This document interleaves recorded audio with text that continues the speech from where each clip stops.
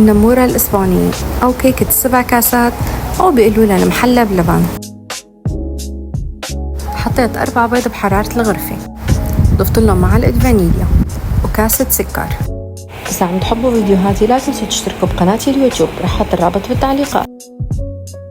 خفقتهم مع بعض منيح، حطيت شوية خل أبيض، كباية لبن، ضفت 3/4 الكباية زيت نباتي، حطيت كباية جوز الهند مبروش، نخلت فوقهم كباية طحين مع معلقة كبيرة بيكنج باودر، حركتهم مع بعض وضفت كباية من السميد الناعم، حطيت لهم كمان برش ليمون، غطيتهم وتركتهم لمدة ربع ساعة. دهنت صينية مقاس وسط بشوية سمنة بلدية، فضيت الخليط فوقها، دخلتهم على فرن حامي مسبقا على درجة حرارة 180 شغال بس من تحت. بس استوت من تحت بنشغل من فوق لنعطيها لون. طلعتها من الفرن، سكبت عليها القطر البارد، رشيت لها جوز الهند، زينتها بالفستق الحلبي، وبالهنا والعافية.